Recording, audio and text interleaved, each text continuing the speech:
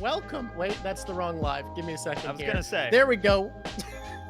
Everybody, welcome to the Drawk Show with co-host Tekking. Tekking, do you want to introduce yourself? Tell everybody how's it going before we introduce our special guest. Drawk, nice again to see you once again here. We do this every week, right? Like Every just week, you and me for years. You know what? For Let me years talk now. about the time that we met when we were in middle school. That was a fun time, you know. It was a great time. We've been friends for years, you know.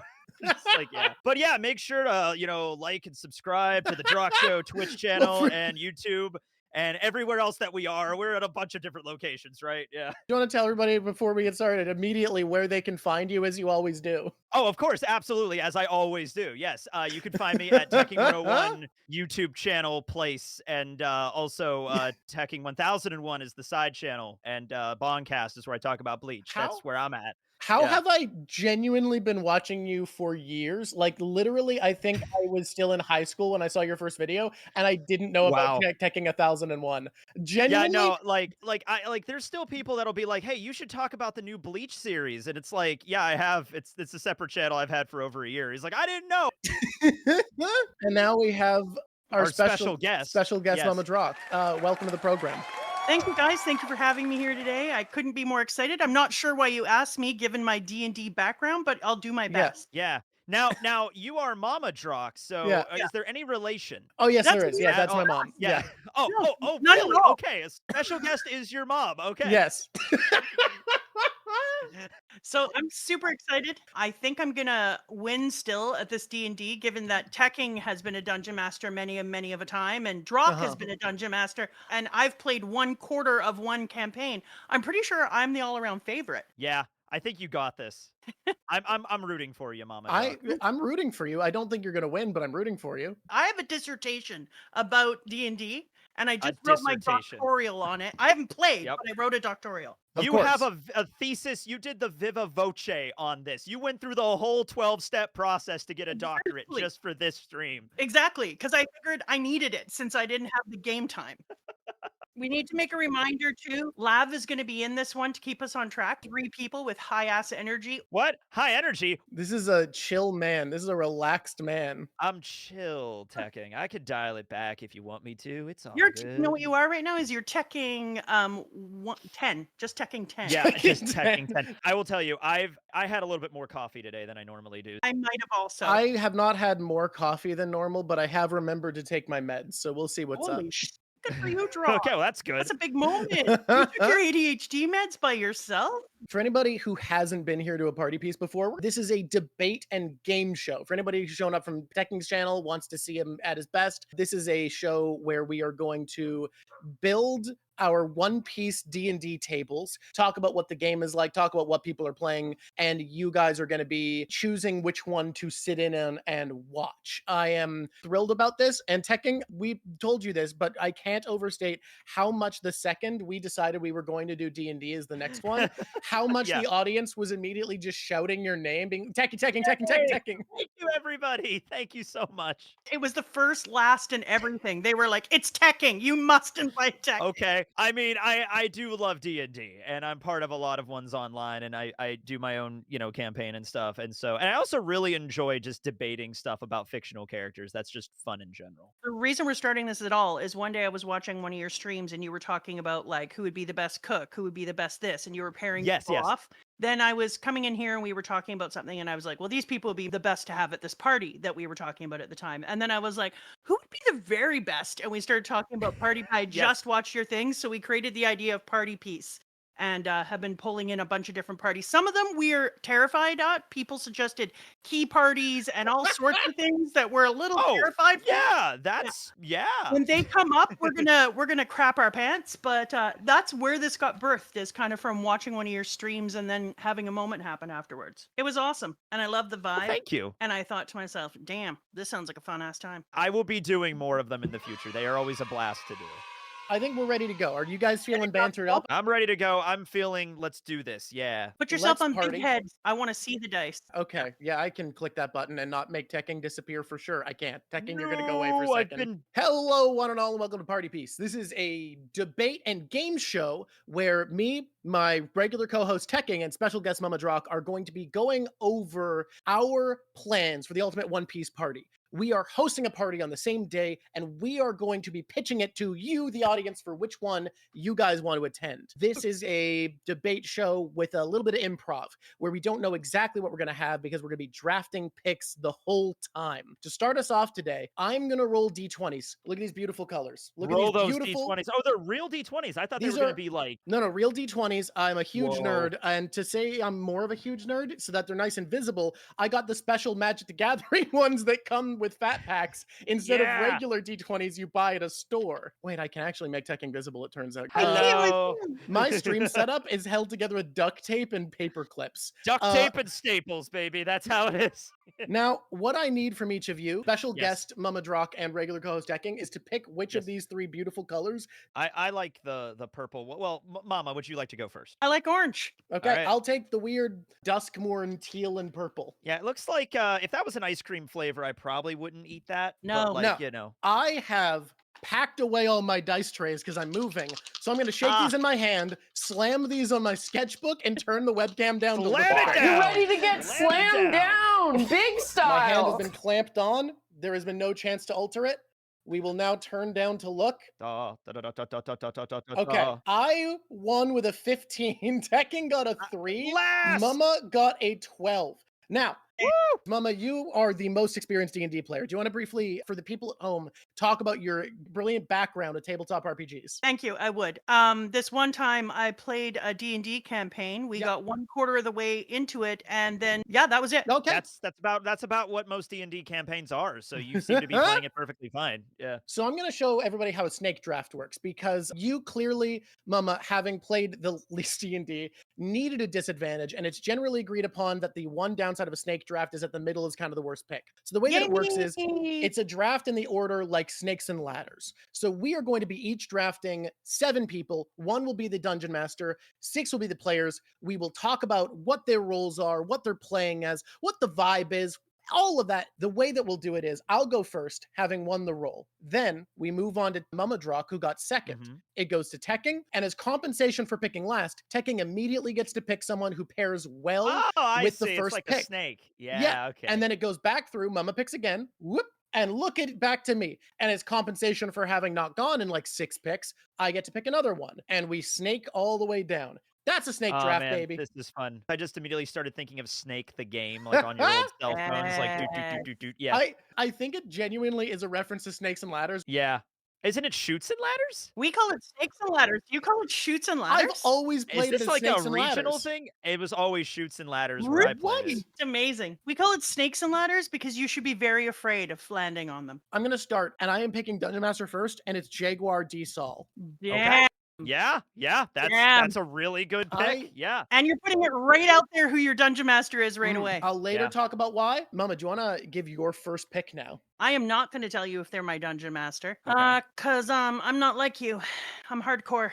I'm picking Usopp. If I'm going to be in the middle, I'm going to pick a dude I really know that will help me out. I did a D&D video once about the Straw Hats playing D&D, and I was like, oh, Usopp with Robin would be the best DMs at this. Yeah. Tekking, who are your first 2 picks? And you don't have to say who they're going to be. No, I'm picking the DM immediately. It's Lilith. No. I burned up Lilith on so many good things in there. So for anyone who doesn't know, Tekking doesn't have to use our restricted list. Yeah. I burned Lilith on our first episode, and I was thinking when we were prepping for this, man, she'd be pretty good. We really would have loved a Lilith. All right, who's your second pick? Queen. He's going to be a bard. Queen playing a bard. Oh man, Zuma.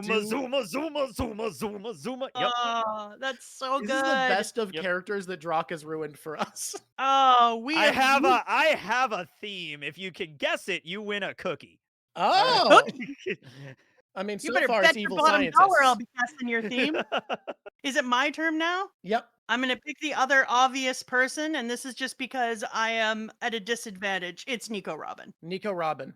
That's what you need. I mean, you need Robin there to balance that out. I think like Usopp and Robin together are, I think it's a dream. They're one of the most underrated pairs of Straw Hats, in my opinion. Oh, I love them together. I love Nico, Robin, and Usopp together. You're full of confidence. What's your specialty? Killing. I immediately want to pick a pair that, in my opinion, have a chemistry that I find incredibly fun. So I'm going to pick Gerd and Road. Oh, I was gonna say going with the Elbaf picks. Yeah, I thought about Road because Road would be would be the nerdy gaming D&D. Yeah, definitely. I feel like these two have such, like, the way they bounce off each other has immediately been so appealing in Elbaf. It is pretty funny. How much their relationship in like 3 chapters has been so fucking endearing and funny. And then on top of that, both of them are little nerds who are making outfits for the people that are going to be their figures. Like, they are both making all the little outfits. Already like action figures. They already like D&D like play. And Road as a collection of humans who we're not going to consider the ethics, but who are going to be our figures. And they're going to both be making cute outfits for them. And that's amazing. Yep. You're going to have to play in a big place, dude. I'm going to have to play in a big place for sure. In fact, immediately, I'm doing the Owl Library as a place. Why? Otherwise, how is Jaguar D-Sol going to get D&D books big enough that he can read them? That's actually fair. You need Biblo for that. Yeah. My third pick, and I'm going to put this right out there, my DM is Mont Blanc Cricket. Oh, that's so good. Yes. Dude, that's really good. Him. All right, Tekking, it's back to you with 2 All picks. Right. Next up, I'm going to go with Eneru. He's going to be a cleric of himself. I'm guessing that's Storm Domain? Yes. Oh, well, no. Yeah. No, it's Lightning Domain, and he worships himself. That's so funny. I feel like, I don't know if you haven't said who your DM is, right? No, it's Lilith. Lilith is the DM. I feel Lilith like is the had DM. to argue for a while with Lilith about whether or not he counts as a deity for D&D. Like, you don't. Oh, I love that so much. Perfect. It's absolutely perfect.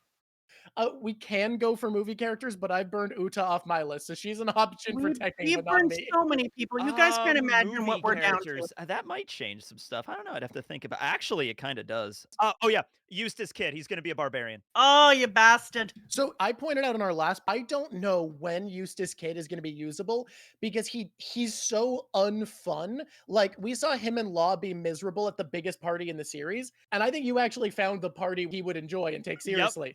Like, I think he would actually love to play D&D. That's just good. Oh, yeah. As just a murder hobo, like, barbarian, hit things with big giant like axe or something. He would love that. Yeah.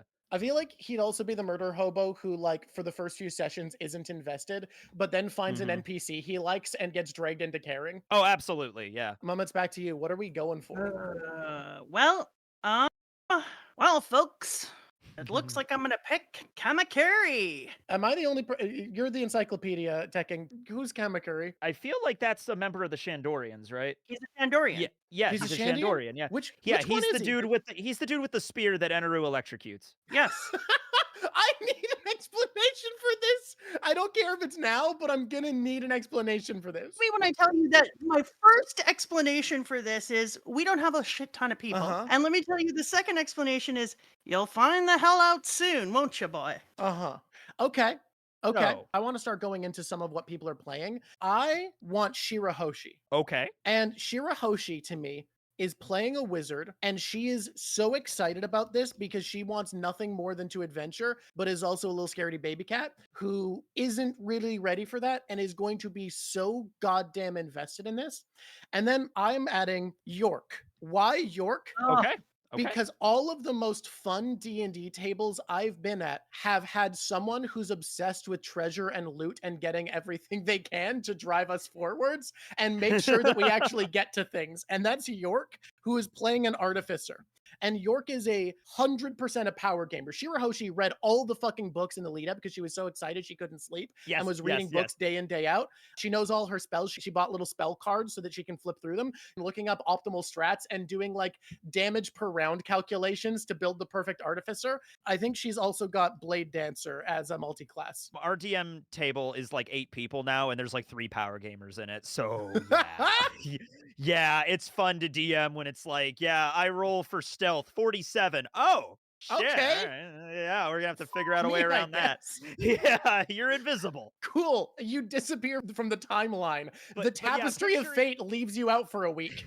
You get ripped out of reality for a round. But yeah, Shirahoshi would be like, oh my god, I want to play a wizard so bad. I'm going to sit there and read in my little tower. The next one is my treasure goblin, Amazon. Amazon, the lady from the White Sea? Yes. The tollkeeper. Yes. The tollkeeper. Your treasure goblin. I mean, I said we need a treasure goblin. She's just a lady with a camera. That's it. She is a treasure goblin. I can't, but it feels right, but that's insane. I'm so what is happening? Sometimes you do the thing. Sometimes the thing does you. What does that mean? Tekking, what's next? Caesar Clown. He's gonna be a warlock. That's great. Dude, I hate that fucker so much. Yep. Okay, so how many do we have left? So we have the DM, we have 4 players, we need 2 more. Yep. Okay. This you could probably sense the vibe I'm going with. Judge, he's gonna be a rogue. You only have 2 people. You only have 1 non-scientist, huh? Hold on, we're not done yet. We have 1 more person after this, but I have to go back around. At the moment, there is a singular non-scientist. Exactly. Okay. Okay, my next pick is gonna be really predictable. As all my other picks are. Yeah. And that is Shouju.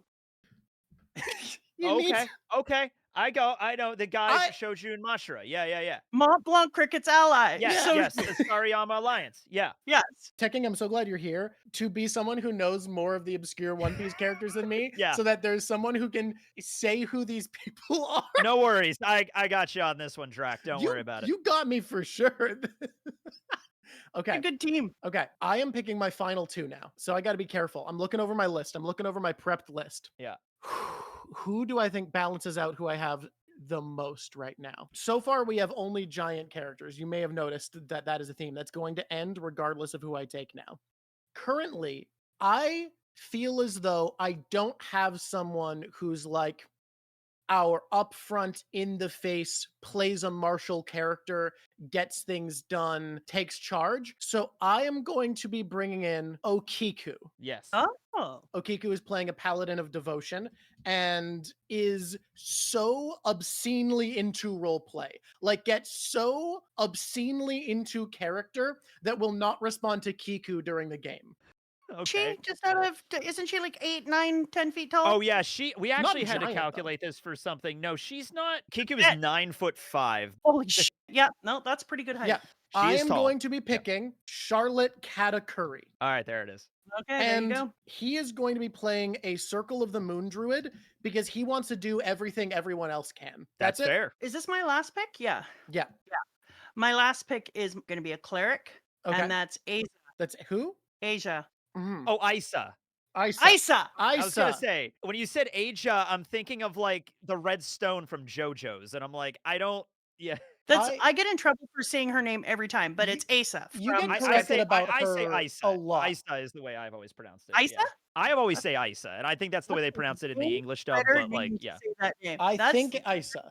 But so you have a very Skypiea focused crew over here. I'm noticing this. Skypiea got a little this, got a little of that. It's got a little Skypiea, got a little Shandian, got a little Jaya. I'm excited. I'm excited for this. My final character. So I have it buffered for a bit, but I think we're back now. You're back. You're golden. Yeah, we're good. So I have a pretty evil group of people here, and that's the theme. But we're going to be ending this out with Kuma. Oh so my Kuma God. is he is the one person, he's going to be a paladin. I feel like he's the one person that could fix this party and actually get them to be on track during the adventures. If there's anybody that could do it, it would be him. Yeah. I That's love this. Wild. I love this.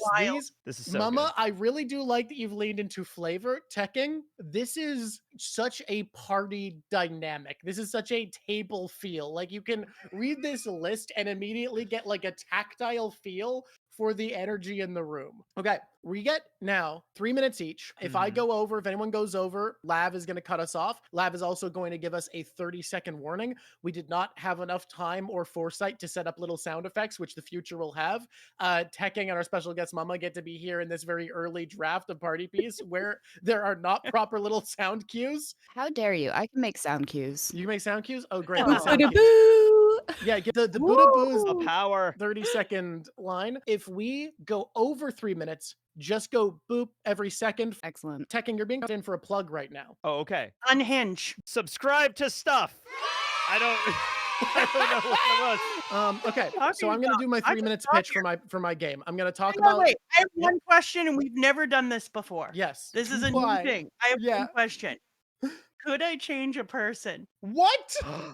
Gasp. It's a gasp moment. I don't know. Could I change a person? A 1 for yes and a 2 for no. Okay, everybody. While they're deciding, Tekking, I want to run something by you. I Yes. don't know if it actually comes up for this because Okay. if you add more people to a D&D party, it can get more clustered. I don't know if you want to use I'm this. aware. Yep. But there's a secret rule. Yeah, you have an 8-person game. There's a secret rule that I forgot to mention because I'm clumsy, which is +1s. If anyone hasn't taken a character who's an obvious +1 for one of your characters, like Killer would be for you, I was going to say Killer welcome was to- the other one that was going to be picked. Yeah. Yeah, he would be a fighter. Yeah. you are allowed to bring them in now as someone's +1. Yeah, that would probably be my +1 would probably be Killer. I don't think anybody else on this list would have that. Awesome. Yeah. Mine is cheating and not cheating. Everyone says yeah, as long as everyone gets to have one mulligan per person. I'm just changing Kamakuri for Wiper. That is just a better pick, yeah. Yeah, Wiper's just better than Kamakiri. Sorry, Kamakiri. Yeah, but I was looking through my list and somehow I thought Wiper was gone, and then I looked back and I was like, no, dude's still here. I could have picked Wiper. I was wondering.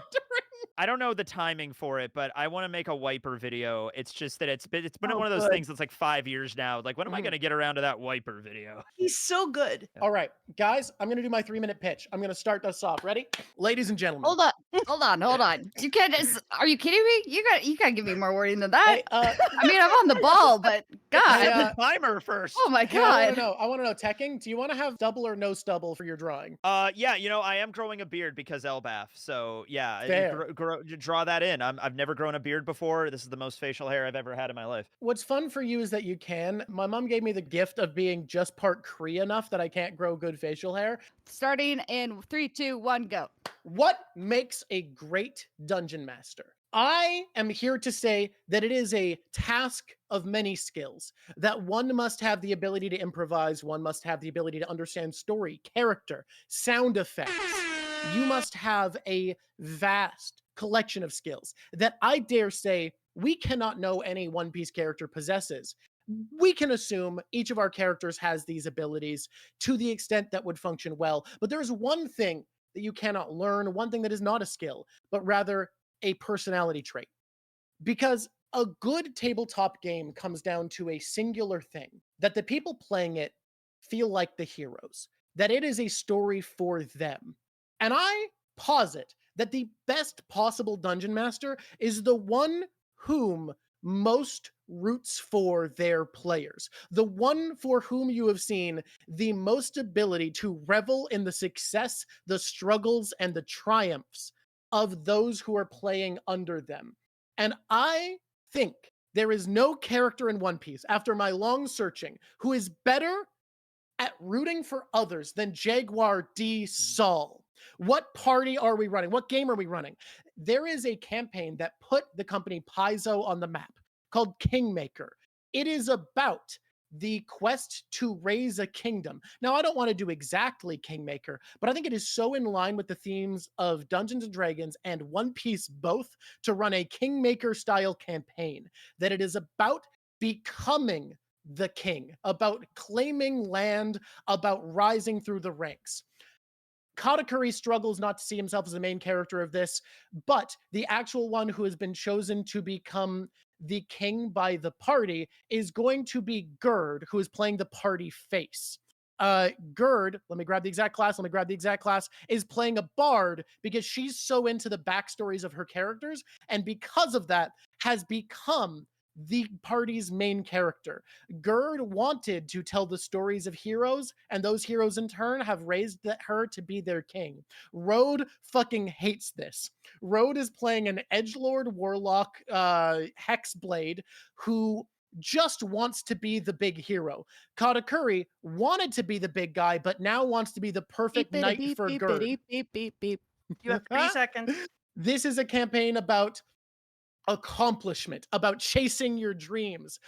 It has the fun party dynamics of Shirahoshi wanting adventure, Road wanting attention, Katakuri hating every role he fails, Okiku being the perfect guard, York questing and lusting for treasure, and more than anything, it is a story about building each other up and finding joy in the success of your friends. I rest my case. That's good. That's good. Rest my case. Well done. Let me know when you're ready. 3, 2, 1, go. Okay, so mine is a little different. What I thought about is, what is it like to have your ancestor proved not to be a liar and to have gone on a journey with people but had to have been on the ground the whole time? So at the end of Skypiea, everything falls out. We know that all of this time, everything was good and great for our good old Mont Blanc cricket. But then he says to himself, I want to know the history of this. I want to know why it was moved up. So they decide that he's going to run a campaign, and in this D&D campaign with his friends, he's going to look at the case of how Partijaya ended up in Skypiea and what happened in it. And the entire D&D campaign is going to be an actual living out of the events where they all use different clues and techniques to slowly unravel as they go through the story of Skypiea and the movement. We've got the Whispering Jungle, the Skies of Discord, the Bells Toll Again. And they go through 3 acts together where he's trying to find out what is the true history of the people and what actually happened. So because of that, we have some of the best people there. And Mont Blanc is going to deliver some half-truths, forcing players to think super critically. And then we have Usopp, who, of course, is the king of half-truths and lies. And he's going to use he's going to be a artificer, battlesmith, engineering skills shining, running around, entertaining, creating a jungle awesomeness in the right places. Then Nico Robin is going to come in with her wizard school divination, using her flower fruit and her phantom hands to create amazing background sage techniques. And then we've got a Shandorian with our Wiper, and Wiper, being the cool dude he is going to end up being a paladin and have lots of combat drama. And then we've got our Skypian representative, and she will be a cleric, an arcane domain. She will be the person who is tied to divine magic. And then our Jaya representative, who is going to be there trying to lead the path because he has so much love for Mont Blanc Clippet. And then Amazon, who is a representative for Skypiea as well and is a troll goblin. All of them have already got the love of working together and are super excited to pull this off. They already feel like they've been part of something big together, and this is going to finish it off in a beautiful way. And the name of it is The Liars Club, Righting Wrongs with a W. That's with a W, yes. Oh, wow. Oh, that was perfect. That was good. That's good. Mama. That's good. You brought some weird shit together. I'm glad you remembered you could pick Wiper, though, because I was not going to be able to pretend I care about Kamakuri. Thank you, chat, for allowing that. Tekking, how ready are you feeling? Okay, this is going to be an evil campaign. We got Lilith, the greatest DM ever. She's going to be like Matt Mercer times 10. She has access to punk records, literally every single rule at her fingertips. She's not going to forget anything. Then we have this group gathering together at the Germa Double Sixes, like big throne room with the giant evil table and everything like that, right? So evil campaigns, they're just all going to go murder hobo anyway. So this is how this is going to go. Cyberpunk Shadowrun would probably work better for this, but if we're going 5e, let's go like a little bit of an advanced, kind of like Victorian steampunkish kind of a vibe with this. I'll call it the City of Steam, just for flavor. So as all of this party enters the City of Steam, a powerful force, like the government in this place, just robs them, just takes every single thing from them, and they're out for blood. And they just want to kill everybody in this city and just take the whole place over. This party of characters, it's just a determining of like how they're going to do that, right? We got Queen, who's the bard, who's kind of like evil, but with like a fun element to it. Eneru, who worships himself, the epitome of narcissism, and he just wants to just become the god of the city, and people like raising him as a god emperor. We have Kid, who just wants to be the best and just smash everything with like a giant axe. He would be the guy that would just like, let's storm the castle and just kill everybody instantly. Killer is a fighter. He's going to be the voice of reason. He's going to be like, hey, let's calm down here, kid. Let's not do that.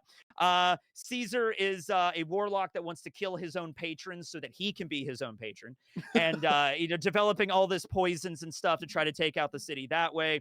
And then Judge is just a rogue who's going to infiltrate via stealth. Then we have Kuma, who is going to be the saving grace of this entire campaign. At first, they're going to shit on him for being the, it's like, oh, you're just, worshiping, an actual god over there. You're trying to be nice, goody two shoes or anything like that. But no, Kuma is going to slowly but surely direct them in the right direction. So while the government is corrupted here, they are going to succeed. But I think Kuma is going to put them on the right path for redemption and allow them to rule the city better than the government did beforehand. That's going to be the general vibe. Or that all goes south and Kuma ends up dead again. But either way, it'll be an extraordinarily entertaining campaign. It all goes and Kuma ends up dead again. Well done. Can I just say, someone in chat pointed out the fact that the government is definitely trying to spy on this because a bunch of evil scientists are hanging out in a clubhouse every week. Yeah. How long do you think it takes them to find out that this is just a game? So now we're allowed to get a little bit into attacks. I want to start off with something. Okay. The first small attack I have is, Mama, your party seems to be more live action roleplay than D&D. Do you have a response to this? Okay, well, thank you for asking about that. Actually, my campaign just embodies everything about One Piece. It's adventure, heart, triumph, looking at the underdog. We're not live actioning up in my house. What we're doing is just doing a location for ambiance. And if you're lucky enough to be in a triangle of ambiance, then use your triangle of ambiance, I always say. I mean, I was thinking we might even take the knock-up stream to go on the up and have a little look around. But honestly, Amazon knows how to get us up there, so I'm not all that worried about it, and she's going to make it easy sailing for us. Does she know how to? Oh yeah, I guess getting up into the upper part of with the giant lobster thing. Yeah, she can call that thing. Her in case anyone tried to poke a hole in me moving us. I did wonder if Amazon was maybe here because you ran out after burning through Pagaya and Conus last time. All right, how do you guys see social dynamics going in your parties real quick? Because Tekking, there are very few people, I think Kuma's one of them, who can handle the stress of how he is likely to be treated by everyone else. Absolutely. There's nobody better than him. He would be able to be okay with this group of people. But they're gonna be awful to him, right? For at least a long time. They are going to be awful to him, but he's not going to quit. He's not going to like any other player would probably be like, I don't want to be part of this game. This is like not working for me. I'm leaving. Kuma's going to come back every week for this game because he's going to be like, I know that we could do this. I know we could put them on the right path. He will make and he's going to be lawful good paladin. He could do this. He's going to be he's going to be lawful good with these guys. Yep. Oh, I boy. love that. I love that you chose the this poor meanest, man. dirtiest team and then put Kuma on as lawful good. Something very funny. That's the idea, yeah. He didn't get the memo, maybe. Now, he ended up in this situation by accident. He didn't plan this, but it's like, all right, well, here we are. Also, Kuma, I feel, has the most patience because he's literally like half robot. So, like, he'll be okay with that. Don't worry about it. Yeah, I would agree. I agree with that. How are we dealing with Queen, Caesar, and Judge? How is this going on, do you think? They've worked together before, so there will be some bickering. But remember, the idea is like Neomads is a thing right now. So they are able to work together very efficiently when they have to. The beginning of this is they're going to get robbed, and then they're going to be like at each other's throat. Like, it was your fault, whatever. There's going to be a common evil, a greater evil than them. And like, oh no, they're not the greater evil. We're the greater evil. And that's going to kind of that's going to direct their anger at this one group, and they're going to go after them. So the greater evil isn't, there's such bad guys that we need to stop what they're doing because they even go outside our moral compass. No, it's they stole from us and they control the city. We want to control the city, so that's what we're going to do. Yeah. We can't let someone else be the villains. Yes, that's the idea for this evil campaign. So much blood will be spelt here. Absolutely. Oh, that is very, very genuinely funny. Exactly, right there in the chat. Lesser of two evils. Nobody calls me lesser. Like that's the overall tagline. That's such a vibe, though. Yeah. Good. I think I need to be straight up. I don't think being on the offensive has any merit in this debate because both your ideas are incredible. I think I've got to go straight to why mine is exceptionally special because, frankly, hats off to both of you. These are great. I feel as though the special element offered by this is anything can be made at a smaller scale and dragged in and grown up by Biblo, who's my +1. He's an assistant DM who just finds books and grows everything. More like a facilitator than assistant DM, but like, you know. Yeah. I think that's phenomenal. I think like just the idea that you have Jaguar D Sol being the DM, so he's like a more historical context of like a lot of this. The world building is going to be very immense here for this epic. Like what did you say exactly? Like, is it going to be like fantasy themed kind of adventure they're going on? We're going straight up fantasy, and on it's 5e Kingmaker. Forgotten Realms. Yeah. Oh, Kingmaker. That's what you said. Yes. Yeah. Which two characters of players do you think would get along best at the table? I think Shirahoshi and Okiku would be like best friends at the table. I think they would love each other so much. Yeah. Especially because I think the only part Shirahoshi would struggle with is role play, which Okiku gets so fucking into that she would drag Shirahoshi in. For your guys' tables, that's a really good question. Who do you see as like the most interesting pair? Who's the best pair? I mean, there's some obvious ones with me. Usopp and Robin, anytime you get them together, it's a glorious day. But I would say a cool one that I would like to see, that I would actually like to see in One Piece, and I think it will be a surprising get along, would be Wiper and Mont Blanc. Oh yeah, that's so cool. I kind of wish those two meet at some point in the story. That would be great. Hey, to get into One Piece theorizing, that is part of why we've been talking about this bit by bit, how like Mama believes in something that she called dimension piece, which is that other dimensions and the fruits that create them are going to be relevant to the story. We can get into that another time. But part of why I believe that is going to lead to like a fairy tale style halftime skip, because I don't think we're going to get one for the Straw Hats again, but there's so many things in the world that it feels like we need to see develop, and one of them is genuinely, it feels like Wiper and Cricket need to meet. They need to meet. Yeah, they have to meet at some point. I think it will happen. That's why I was crushed when I thought Wiper was gone, because a Wiper Mont Blanc meetup is... Nah, he's at an amusement park right now. I genuinely think the two of them being in this game together is one of the biggest draws that you have, is that they get to hang out. Well, if I was going to talk about one of my draws, the thing that I loved best about mine is that I was thinking about what is a thing that could happen in the One Piece world as a D&D game, and yet it could also actually be put in by Oda.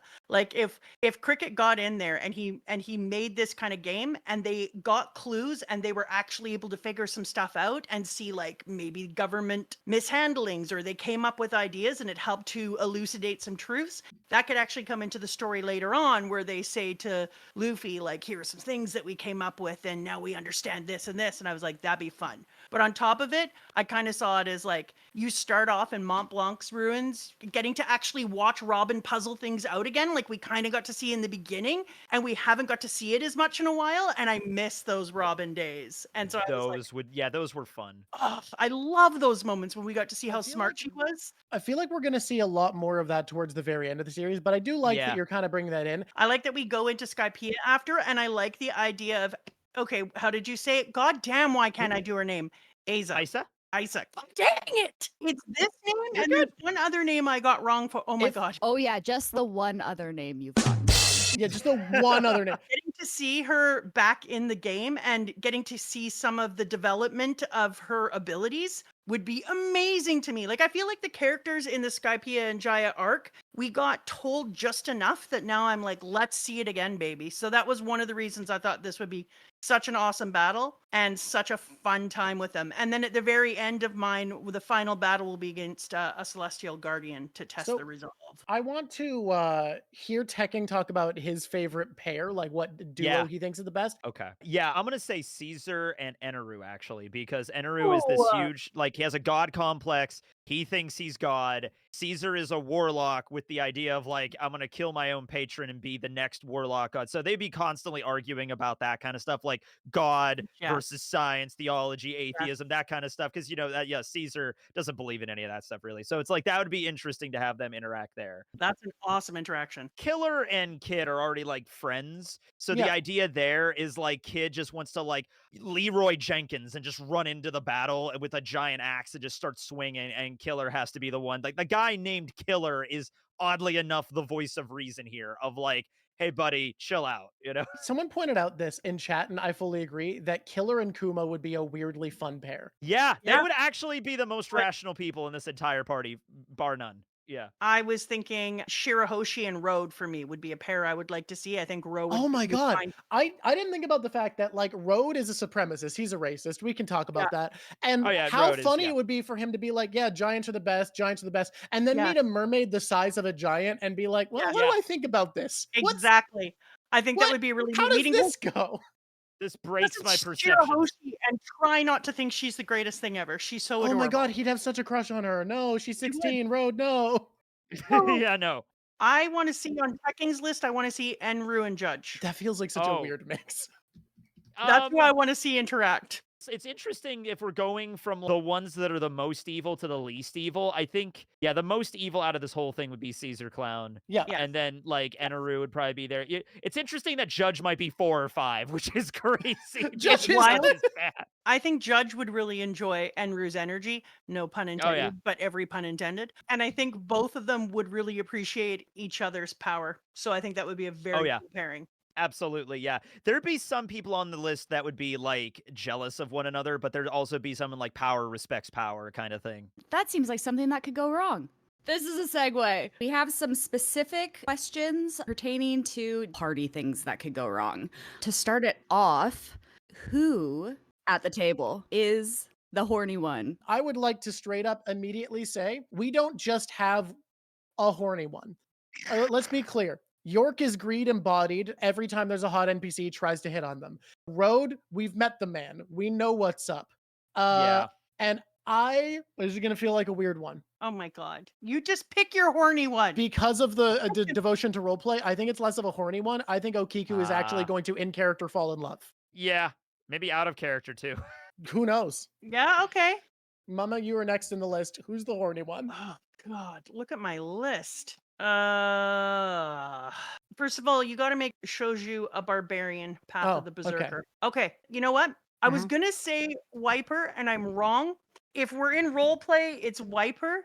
If we're in real world, it's Mont Blanc, 100%. He just seems like the kind of dude who would sidle up beside you in a way that you would be like, no, I'm catching your vibe. And he'd lay his vibe down so smooth and so smiley that everyone would just be like, yeah, there's something about that dude that just makes me comfortable with walking away with him. Like what you've brought up, because I've never thought about this, but you're so right. But he does it in a way where no one's mad. Oh yeah, like I'm picturing like I'm at a bar, which I'm never usually at, but I'm at a bar and he sits down wearing a finely pressed tailored suit, drinking whiskey, and he's just smooth as all hell. And he's I'm the like, smoothest, manliest guy.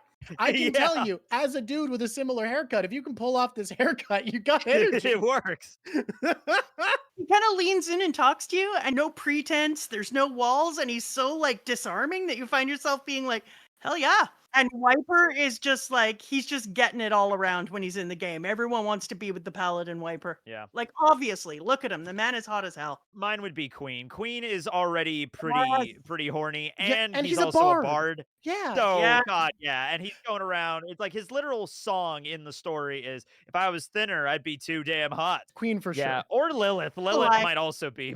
But like, I say Queen. I think Queen is, I think he picks up anything he wants. Oh, yeah, absolutely. He sings a song, he controls a room, he walks around, and everyone in there is like, yeah, I didn't think I was gay, but maybe I am. Queen strikes me as the type of dude who is in D&D and is the I want to roll to seduce the dragon. That's the vibe I get. Oh, yeah. He would definitely do that 100%. But yeah, he would go into a tavern, sing a song, distract everybody while like Judge is robbing the place dry or whatever. And yeah, some guys and some gals like go up to him and just like, oh, that was an amazing song. And he goes off into an upstairs area with both of them and just fade to black. Slowly fades to black. You know, there you go. And then he shows up at the hideout the following day. Like, where are you at? Is like, I was getting my funk on or something like that. Like, where were you at? Where wasn't I at? That's perfect. Yes. Okay, next problem. Next one. Who is either always late or the last to arrive, the hardest person to schedule? I'd say Eneru because he's so full of himself. It would be so hard. I think mine is York. York is a power gamer who doesn't like people to know she's a power gamer. Like, she doesn't want people to know all the research she did to make her build. She wants people to think she stumbled into this. And I think because of the wanting to be underestimated, just kind of is lazy, doesn't show up on time, just has slacker energy. I think mine is Amazon. She's a rogue scout, by She's the also way. very, yeah, she's tiny. And Hard old. to get around. Amazon, my troll goblin, is a rogue scout. I need to. She's out there trying to get her game on. I could see her being a player as well in her tiny old self. Like, I need to highlight something. Trolls and goblins are different things. No. I meant she was a treasure goblin, not a troll goblin. Okay. Oh, yeah, there you go. So the person obsessed with treasure, you're York. Do you think it's Caesar in your party, Tekking? Yeah, I could see Caesar or maybe Judge. The whole point of him is I just want to control the North Blue, guys. Come on. Come on, Like, let me have that's it. what It's he one wants. ocean. I also feel like Kid would not show up as well occasionally, but Killer would be the one to get him on track for that. Like, hey man, I want to play this tonight. Let's go. Not a lie, not a lie at all. I was going to say the same thing with Usopp, but on the other hand, if Usopp felt important enough in the game, he would keep showing up if he was central enough. But I think if he didn't like the path that he was on at the moment, he might be like, oh, I'm very, very busy. And then Robin would be like, get your ass in here. Shirahoshi's so early every time that Saul feels awkward about it. Oh yeah, we said 6 o'clock. It's 4:40, so she's just asking questions while he's doing game prep. Frostfire had a good question. Who is bringing the snacks? Yeah, Kuma would be bringing the snacks, definitely. They'd be decent snacks. I feel like Lilith would bring, like, super spicy prank-esque snacks sort of stuff. Mont Blanc would bring whatever the last person he was with had in their house. Yeah, there you go. We've developed the slutty Mont Blanc lore. Just is. There's no way you can look at that man and tell me he is not out there getting it on every day. Never lights thought a about cigarette so sensually. Yeah. Yes. Sometimes it's like absolute whatever was left, and sometimes it's just pure delight. I'm picturing him doing all this with just a pair of denim jeans on, like he's shirtless. He wakes up, he's just like, I gotta head off and do my DMs thing. I feel like Okiku's too kind not to bring something. Shirahoshi, too nervous not to bring something. Saul provides like chips. York eats it all before anyone can get any of what everybody brought, and they all just eat mochi. That's every time. Yeah. Silver Moon has asked, everyone needs a dice goblin. Who's bringing the most dice? Oh. Killer would have to be, because Kid's always going to forget, so Killer has to have extra dice anyway, so he'll just I love that. I think my answer might surprise you, Uh-huh. but if you think about it, you'll see that I'm right. It's Nico Robin. Oh, yeah. No, that makes sense. Nico Robin has like a really beautiful case, and inside of it, lined up on top of like velvet, is just all these different types of dice she got. It's absolutely beautiful to look at. I've never thought about this, but you have made me realize something about Nico Robin, that if Nico Robin was in real life, her, despite being an actual scientist and not believing the science, she is a crystal girly who learns all of the esoteric things about crystals, not believing in it, but just likes to know about it and likes to collect and be like, she just likes it. Just vibes. Saul is the type of DM to bring enough dice that everyone can have a full 7 set. Yeah, that makes sense. Yeah, that would be Saul. Saul would make but sure. He's an old school gamer, right? He's like guy who played D&D in the 80s. He's got his monocolor, simple, plastic, white numbered die. And then York out here is inventing new materials to make dice out of. Absolute dice gremlin. She's got like 30 different organized sets ready to go every given day and is showing them off. That keeps folding out Yes. in more ways. Like it folds and then folds and then folds Yes. again. I just realized the problem with mine is that there would have to be a standing house rule, and it's no metal dice, because Kid could just cheese the results every single time. That's if so they were metal. funny. Yeah. Third session in, and Kid tries to roll with his metal dice, and they go, hey, bud. You know, no more metal dice. I think my husband is Kid. He rolled 10 pairs last night while playing backgammon together. Crazy.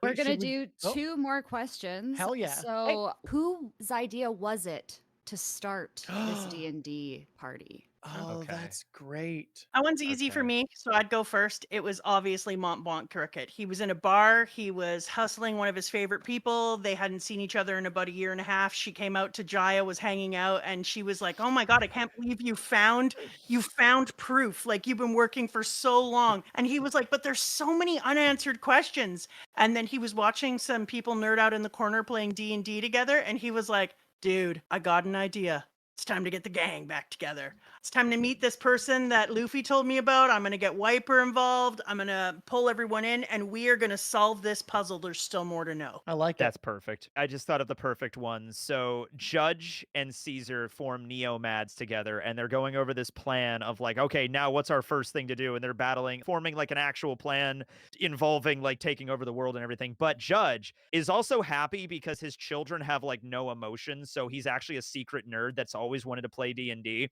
He can ask the clone soldiers to do it, but that's just not fun.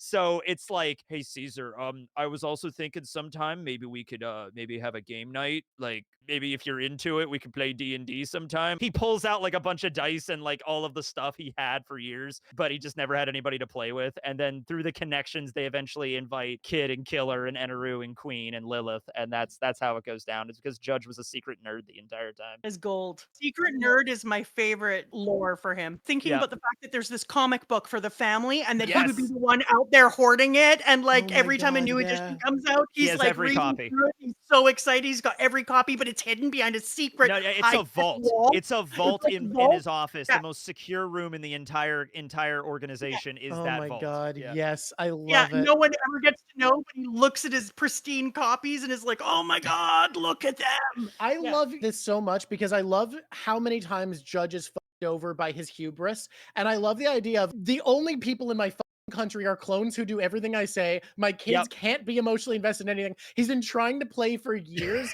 He's basically been playing by himself with the clone soldiers. They're like, what do you want me to do, sir? And he's like, well, you're supposed to like do something. Like what? Yeah, pick a class. Well, then I attack. What class? Well, you could be wizard. Okay, I'll be a wizard. No, you should pick what you want. Okay. So what I've come up with for how mine started, Nico Robin has found this old One Piece world version of D&D book in the library. Like, what is this? It's like an old edition that nobody plays anymore. And Saul's like, oh, that's from my college days. And Jordan wrote over here this. I'm like, oh my God, we should play. And he's like, well, I don't really know anybody. And Robin's like, I know some people you could invite. Saul is like, oh, do you want to? And we're going to say that it's because it's the same night, but I just wanted giants because otherwise it was weird to have the little figures that are people. Excellent. For the last question, comes from Sam Fisher. Party crashers. To tailor it to D&D, we all know, Mama especially knows this, that it's kind of uncomfortable to have someone just sitting in. Or a guest that you don't really know or you do kind of know. Who would be the worst person for that to be? I got one. If you go first. So this is a character I was gonna pick. He's a movie character. It's Douglas Bullitt from Stampede. Because he is just this extraordinary. He has no character in the movie. He's just a big tough guy that hits things really hard. So he'd be there, but he has a devil fruit, the Gasha Gashinomi, so it involves mechanics and stuff like that. So he'd be there, but he would be the character, like, even if he was not sitting in, if he was playing, it would get to him and be like, what do you want to do, Douglas? And he's actually super nervous and he doesn't know what to do. So he would just be like, you have to just skip around him. He wouldn't really be playing the game, but he would be intimidating as hell. I like that pick. Drawk, your neck. Haruden, because of the reason I said. It's Haruden because he's lonely one day and he's like, what are Gerd and Rode doing? And he goes to hang out. And I think he'd just make it worse. He just exclusive, because he'd be like, this is dumb. Why aren't you hitting things for real? This is stupid. What are you doing? Why do you care about this? I'm going to go hang out with Stanson. This one is hard for me. Because my people are good. Although Robin would punch. I mean, obviously, Charlos would be the worst person, but like... Yeah, I mean, like, the worst individual would be, like, Garland or somebody, but, like, yeah. It's got to be someone that makes sense to be there, I think, for it to be a fun answer. Otherwise, it's just what One Piece character sucks the most. Actually, I thought of the perfect one, actually. I don't think you could use this character, but it would be Bellamy. That'd be so awkward. Oh, well, then no, that's a no-brainer. It is Bellamy, though, 100%. Yeah. Like Bellamy pre-finding himself and quietly doing that, sitting quietly in a room. Mont Blanc Cricket would be like, yes, you're in this magical wonderland. It'd be like, that's bullshit. That doesn't exist. What I'm not here. Play and pretend. I'm in a room, you dumb old man. I feel bad about it because, like, new-timey Bellamy is such a good dude and went through such a he's all right. He went through the trials. We're going to do a 10-minute poll. I just realized because I gave you a green shirt, cartoon Tekking just looks like Shaggy. That's perfect. I actually like that. Oh, I could cosplay. I should go as Shaggy for Halloween this year. You could. Like, what did you say, Scoop? I think you could Shaggy it up. We said early on, but we said it very briefly. You are voting for which one you want to sit in on. You're going to be there in the room, hanging out, being a part of it. Watching this happen. Tekking, congratulations. The poll is over. Oh, you got over half the vote. Gee, sorry. Look, no, I expected you to win. Yours was great. 53% is crazy.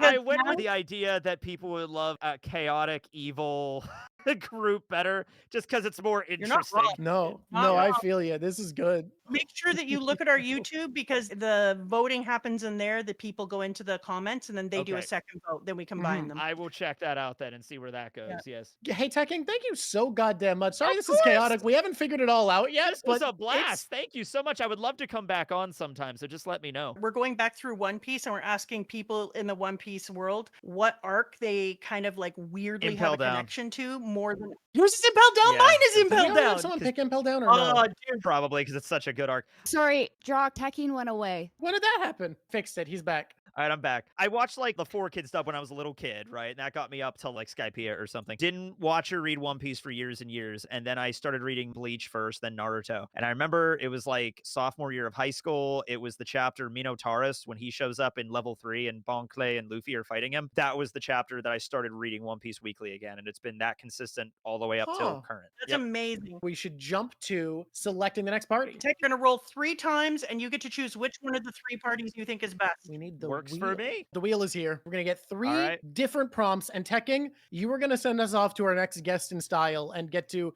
either bless or curse us with your choice. So, gotcha. Thank you. Also, thank you for the awesome artwork of me and Lilith there. No that problem. looks amazing. I'll finish that later off stream and I'll send that to you so that you can have a nice little JPEG to remember us Thank you so much for making me Shaggy. I really appreciate that. Honky Tonk Party, no.